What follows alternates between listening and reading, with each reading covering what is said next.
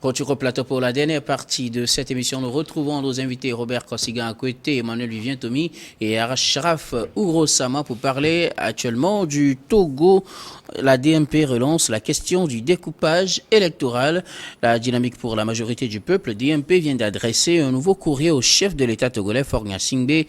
La lettre signée par Brigitte Adjamagbo, sa coordinatrice, évoque la question du découpage électoral plutôt.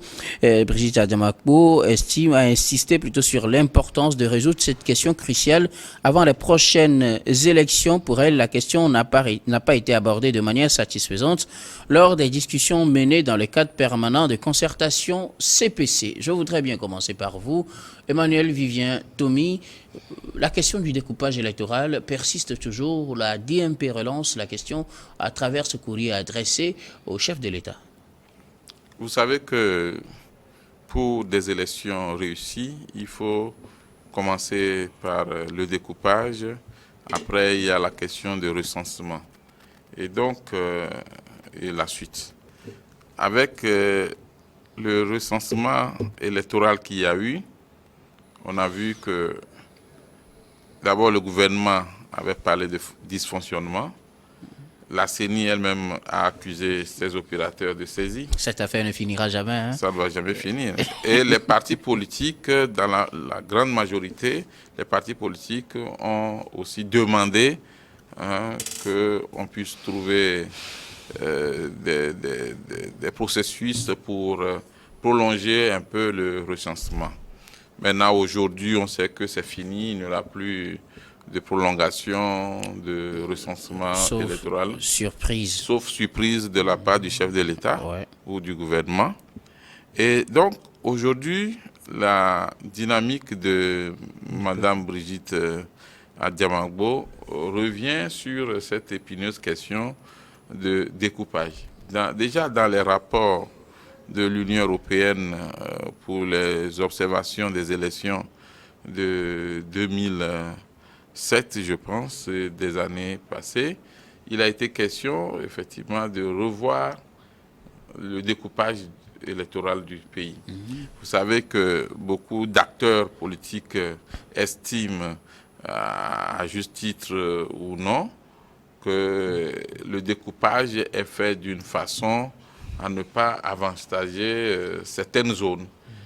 Parce que beaucoup pensent que le découpage est fait par préfecture et que il y a des préfectures qui méritent plus de place que ce qu'on leur donne, ainsi de suite.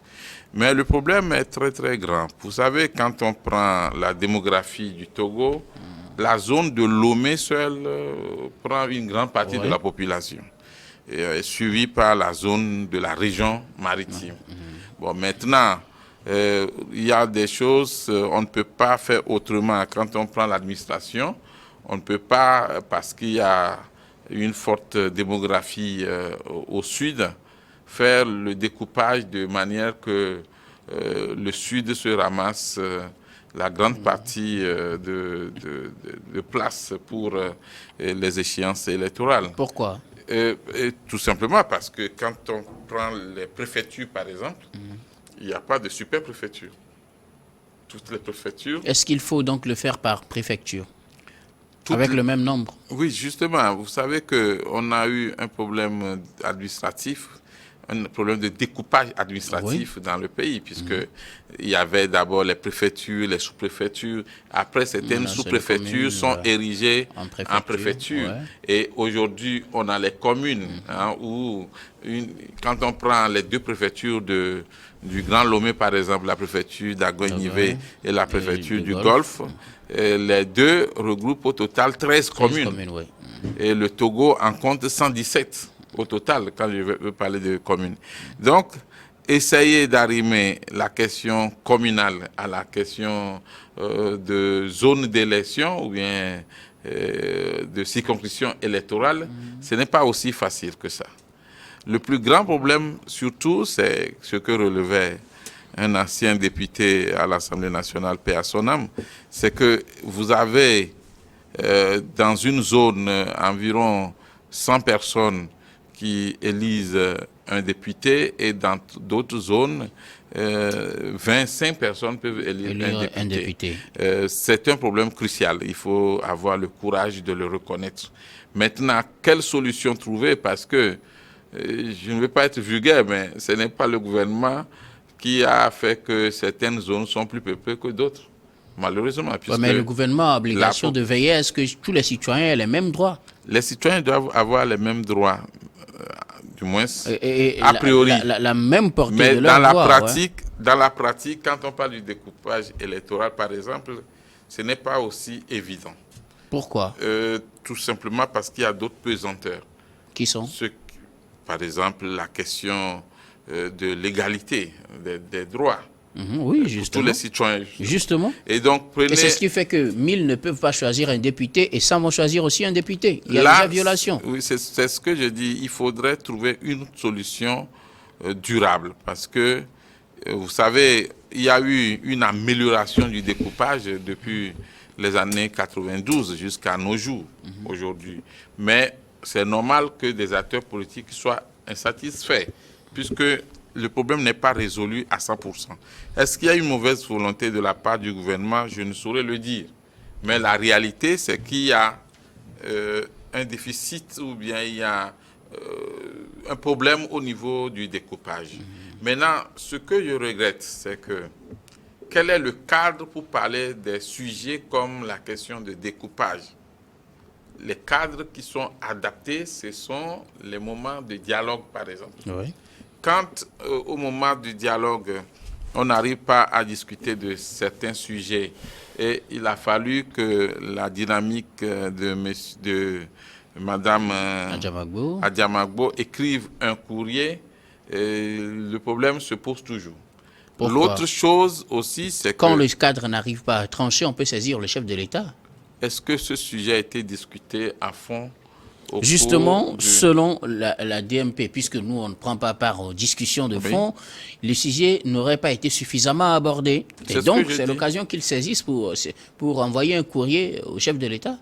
C'est ce que je dis. D'abord, pour des sujets en politique, pour des sujets pareils, il faut essayer d'avoir la grande majorité avec soi pour pouvoir s'imposer. Je veux dire, quand vous êtes de l'opposition et vous avez certains de ces sujets-là, il faut essayer de rallier la grande majorité à cette cause et ensemble, vous allez défendre cela face au pouvoir. Alors, avant qu'on arrive à l'efficacité peut-être de la méthode, est-ce que la question mérite d'être posée aujourd'hui, la question du découpage électoral? La question de découpage électoral est une question réelle.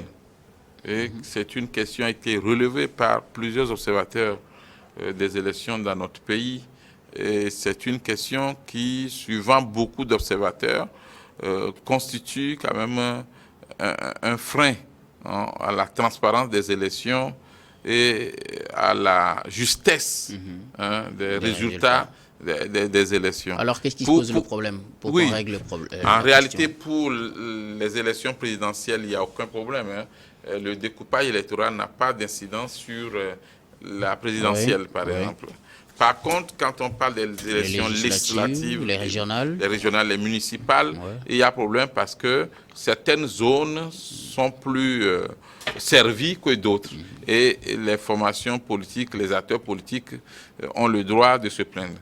Maintenant, il faut trouver un moyen de faire un vrai dialogue sur les sujets comme celui du découpage. Que d'aller saisir le chef de l'État par courrier. Saisir le chef de l'État par courrier, c'est juste inefficace. Du show médiatique, si je veux être clair et direct. Merci parce qu'il y a d'autres démarches qu'il faut faire pour arriver effectivement à avoir une solution à ces problèmes. Merci beaucoup. Par exemple, la DMP pourrait rallier les partis de l'opposition pour cette cause, et si une grande partie de l'opposition demandait véritablement un dialogue sur la question, je crois que le gouvernement serait obligé de le faire, et ça va se faire. Merci beaucoup. Maintenant, que ça ne soit pas comme juste une émanation d'une idée de sortie du chapeau de DMP parce que c'est une cause qui concerne une grande majorité d'acteurs politiques. Ashraf, la question du découpage électoral se pose toujours. Vous êtes également membre d'un parti politique. La DMP saisit le chef de l'État à travers un courrier. Qu'est-ce que vous avez à dire? Non, mais ce sont des questions qui méritent à chaque fois d'être posées. La problématique du découpage électoral. Il faut le dire clairement, quand vous prenez l'article 200 du Code électoral est très clair. Le nombre, disons, des conseillers municipaux, des députés sont déterminés par la loi organique, mais la répartition, disons, des députés, puisque la problématique du découpage électoral concerne les élections intermédiaires, les élections législatives, municipales ou régionales. Et donc, vu l'incidence directe, disons, du découpage électoral sur ces élections-là, ces questions-là méritent d'être posées. C'est légitime. Donc, aujourd'hui, faut-il modifier, par exemple, le code électoral qui a été modifié tout dernièrement le 30 mai 2022 pour, disons, déposséder du gouvernement de la prérogative du découpage électoral, parce que le découpage électoral relève de la compétence exclusive du gouvernement. Pour le moment, ils n'ont pas dit qu'il faut déposséder le gouvernement de cette prérogative. Non, je me pose la question. Je dis c'est une compétence exclusive du gouvernement, c'est-à-dire que c'est le gouvernement qui procède au découpage du code électoral.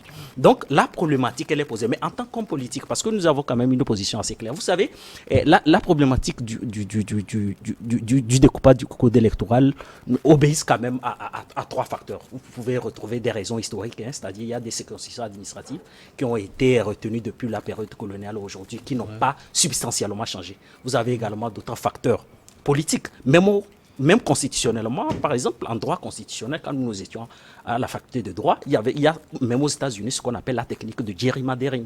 C'est-à-dire la technique de gerrymandering consiste à diluer des forces politiques d'opposition dans un territoire donné. C'est-à-dire que réduire leurs forces en leur attribuant un petit nombre de députés. C'est pour vous dire tout simplement que c'est une pratique qui n'est pas démocratique. Oui, ce qui n'est pas, je le dis.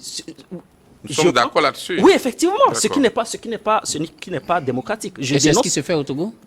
Oui, effectivement, au Togo, on peut retrouver cette configuration-là. C'est pour vous dire tout simplement que la problématique du découpage électoral ne fera jamais l'assentiment des uns et des autres. C'est-à-dire qu'il y aura toujours un débat sur la... Mais en tant que vous, chez vous, oui, vous êtes d'accord sur ce découpage sans souci, ça passe? Hein? Non, nous ne sommes pas d'accord avec ce découpage. Alors, nous appelons toujours à l'amélioration, par exemple, du code électoral. Nous pensons qu'il y a des préfectures qui sont en ce moment peuplées et qui méritent d'avoir plus de députés que d'autres. Mais n'oubliez pas que si le découpage électoral relève de la compétence exclusive du gouvernement, c'est-à-dire que même on peut avoir, c'est-à-dire que moi j'évite d'avoir une posture quand même assez surréaliste, c'est-à-dire que le gouvernement ou la majorité ne prendra jamais cette résolution-là de se mettre en difficulté en attribuant des députés, c'est-à-dire au niveau des fiefs de l'opposition. Donc, alors que faut-il faire dans ce genre de situation? Moi, je crois qu'on peut quand même émettre des appels à l'endroit du gouvernement pour revoir la problématique du découpage électoral. Comme le fait la DMP, comme nous l'avons également soulevé de nombreuses fois cette problématique. Moi, je pense qu'aujourd'hui, il faut être quand même assez pragmatique.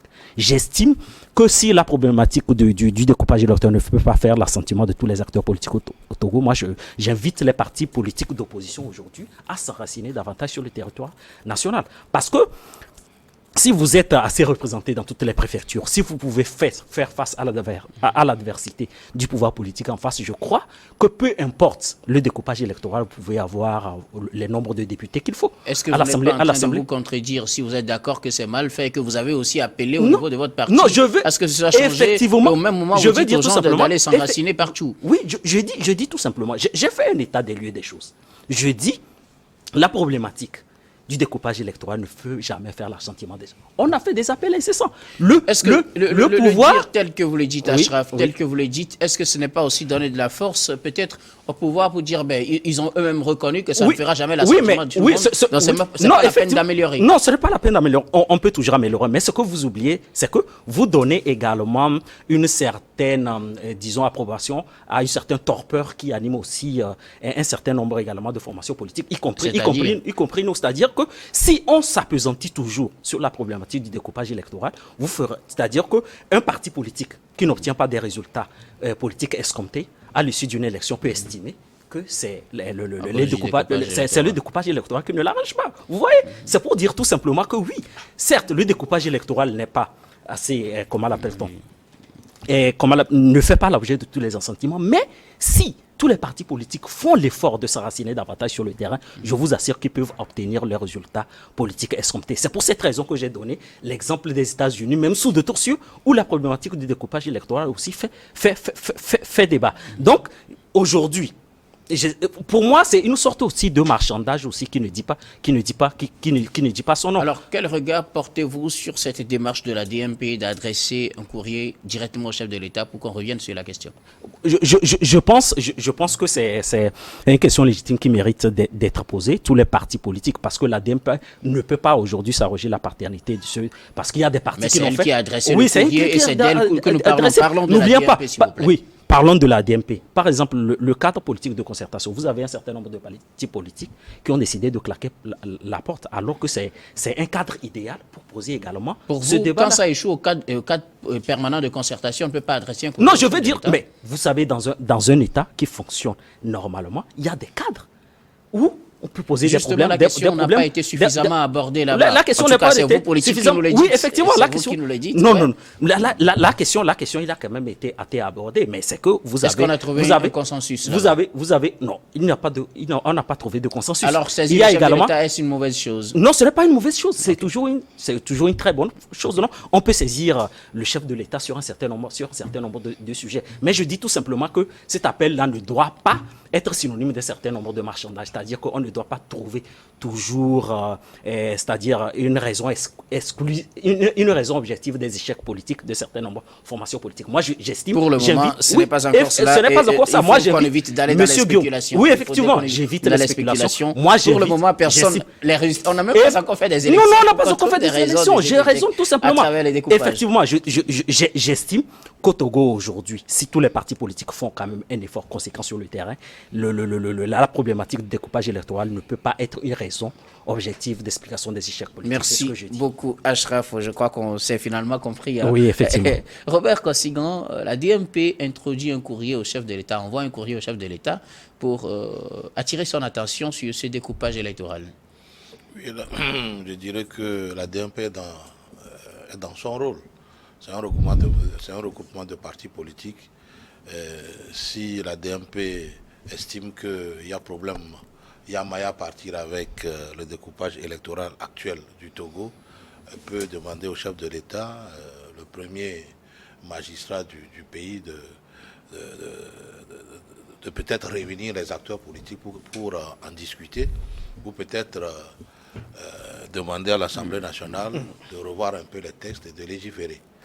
Mais je crois qu'il y a aussi la loi de la CEDEAO qui demande que toute révision constitutionnelle ou de la loi électorale ne soit pas faite dans les 6 mois. Voilà. Donc, si les 6 mois ne sont pas encore atteints, d'accord, c'est bon.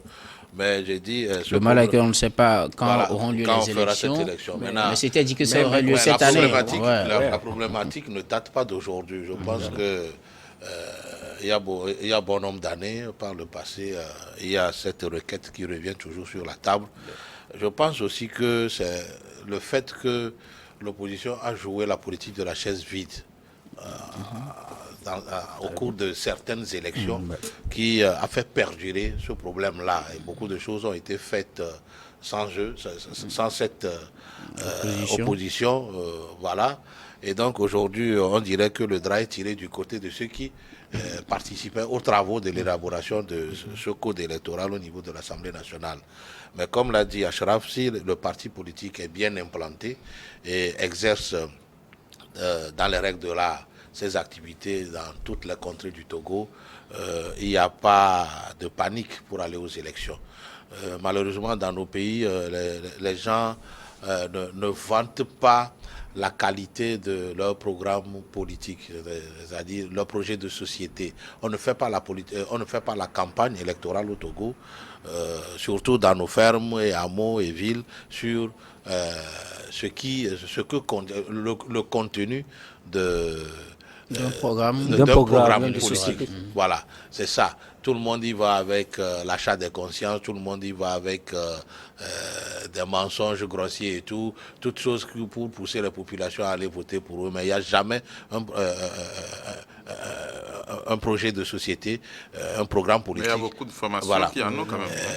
Oui, non, il ne faut pas. À la dernière Il ne faut pas généraliser. Pratiquement, Il ne faut pas généraliser. programme. Il ne faut pas généraliser. Il y a des partis politiques qui ont quand même des projets politiques. On a un programme. En tout cas, nous avons un programme de société. Souvent, il y a un projet de société. Donc, ils ne vont pas te permettre. En tout cas, nous avons un Il y a programme de projet société assez lisible. surtout aux élections présidentielles. Ouais, Mais ça, pour les législatives et autres, il n'y a pas de projet de société. C'est ce que je Donc, dis. prenez un parti comme l'UFC, il y a un programme politique qui date de 1992. L'UFC n'est pas un parti politique, mais qu'il faut citer un exemple, s'il vous plaît, M. Tommy. Oui, parce que c'est l'un des plus grands. Parce que c'est l'un des plus grands au Togo. Justement, et donc, on ne peut pas le confondre. C'est le deuxième parti politique du Togo après UNIR, suivant les dernières élections. Les partis politiques de l'opposition réelle n'ont pas été à l'élection, c'est pourquoi l'UFC... L'UFC n'est pas né en 2020 s'il vous plaît, ou en 2017. Revenir au débat. L'UFC est né en 1992. Pour l'heure, je crois que c'est un sujet à mettre peut-être sur l'agenda de l'Assemblée, de cette Assemblée nationale ou de la prochaine législature qui vient, pour que, voilà, ensemble, tous les partis politiques ou toutes les formations politiques qui vont se faire représenter au cours du nouveau Parlement puissent plancher sur ce dossier et trouver l'équilibre juste qui permette à ce que ce soupçon-là ou cette problématique soit réglée une fois pour toutes. Est-ce à dire que c'est perdu pour ces élections qui se profilent à l'horizon? Oui, bon, nous ne savons pas quand est-ce que ces élections seront organisées.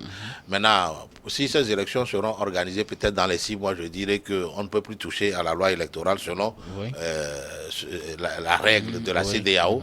Maintenant, si c'est plus, ok, il va falloir faire appel aux formations politiques qui sont représentées au niveau de l'Assemblée nationale aujourd'hui. Il va falloir aussi que la DMP puisse alors faire un lobbying auprès de tous les partis politiques, y compris ceux de la majorité comme de l'opposition, pour que tous puissent alors trouver l'intérêt à aller à la correction de cette loi-là ou du découpage électoral. Est-ce que cela est faisable aujourd'hui? Oui, cela dépend de la volonté politique et du souhait des acteurs politiques. Si tous décident de faire quelque chose, ils peuvent le faire. Mais nous sommes en politique où d'autres vont trouver que, bon avec ce présent découpage, peut-être que ça avantage d'autres. Ou ça ne pose pas de problème pour d'autres aussi. Donc, l'un mis dans l'autre, il va falloir que tous soient intéressés par le sujet et qu'ils cherchent à plancher dessus pour trouver peut-être une issue favorable. Robert, Vivien, ce découpage, bien cette démarche de la DMP a-t-elle des chances d'aboutir? Oui, cette démarche peut aboutir. Il faut juste revoir un peu la stratégie, le format, les stratégies. Et je rappelle que contrairement aux années 90, même jusqu'en 2003, même le pouvoir est très ouvert. Le pouvoir est très ouvert parce que si vous vous souvenez sans doute, quand on parlait de bulletin unique, c'était une question de vie et de mort. Bulletin unique dans ce pays, ou bien élection à 2 tours, ou encore limitation de mandat. Mais tout cela aujourd'hui, c'est une réalité. Ça veut dire qu'on peut faire des efforts. On peut retoucher au code électoral. On peut retoucher au code. Vous savez, maintenant, comment y parvenir, c'est ça la question. Ce que j'ai constaté dans la vie politique du Togo, c'est que chaque fois que les acteurs politiques s'asseyaient pour poser sérieusement un problème, le pouvoir essayait de voir, parce que on n'est plus dans l'ancien régime, on est dans un nouveau régime aujourd'hui. Et le président Faure Gnassingbé veut quand même montrer un nouveau visage de la politique du Togo. Ce qui fait qu'il y a des questions. Je vais vous parler d'un cas réel. Monsieur J-Chris Olympio prend son téléphone des fois et appelle monsieur Faure Gnassingbé sur des questions de l'intérêt national, et ils arrivent à trouver des terrains d'entente. Et c'est ce que fait la DMP aussi à travers un courrier. À travers ce courrier. Aujourd'hui, ne croyez pas que UNIR est fermé aux réformes. Non, c'est le contraire. Ce qu'il faut plutôt, c'est les moyens les plus légaux, les meilleures stratégies pour pouvoir aboutir à ces réformes. Alors pourquoi l'opposition découpage... ne s'unit pas si le camp en face, par exemple, le Parti uni, comme vous le dites, est ouvert, le chef de l'État est ouvert, pourquoi l'opposition ne s'allie pas pour porter d'une même voix les problèmes, comme vous venez de le reconnaître, que c'est un problème vraiment sérieux qu'il faut poser quand même. Pourquoi on ne s'associe pas pour poser le problème? Et comme les autres aussi sont favorables, pour qu'on puisse trouver une solution. Qu'est-ce qui pose le problème? Le problème de l'opposition au Togo, comme dans d'autres pays africains, c'est que on ne veut pas s'associer à l'idée de l'autre. Même on si sait très bien que c'est une bonne idée, mais du fait que comme ça vienne de DMP ou de l'ANC ou de l'UFC ou de PDP, donc on ne veut pas s'aligner derrière. Premier problème. Deuxième problème, c'est que ceux qui ont aussi l'idée ne veulent pas rassembler les autres de peur de la paternité de l'idée. De peur, voilà, puisque est-ce que ça, il faut c'est là où je parlais certaines paternités. Oui, c'est là où je parlais du show médiatique. C'est de la communication. On veut qu'on dise que c'est grâce à tel parti que on a eu ceci. Or, comme le disait même Faure Gnassingbé lui-même, et comme le disaient d'autres hommes politiques, aujourd'hui, aucun parti politique tout seul ne peut régler les problèmes du Togo.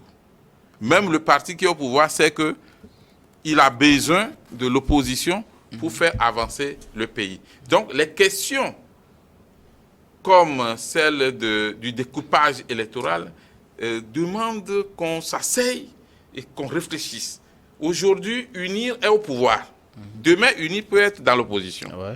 Et donc, il ne faut pas négliger certaines choses qui peuvent vous rattraper demain. Okay, quand vous préparez les choses pour demain, quand vous arrangez votre pays, vous l'arrangez pour vous-même. Donc, la question de découpage électoral, même UNI reconnaît qu'il y a un problème. Maintenant, les meilleures stratégies pour pouvoir en discuter, trouver des solutions, c'est ça la meilleure. Parce que ne croyons pas qu'il y a une volonté de bloquer les réformes, puisque aujourd'hui on a le bulletin unique, on a les élections en 2 tours, on a la limitation de mandat, et puis il y a beaucoup de réformes. On en a parlé dans les années 90 jusqu'en 2003, il y avait eu un refus du pouvoir RPT dans le temps.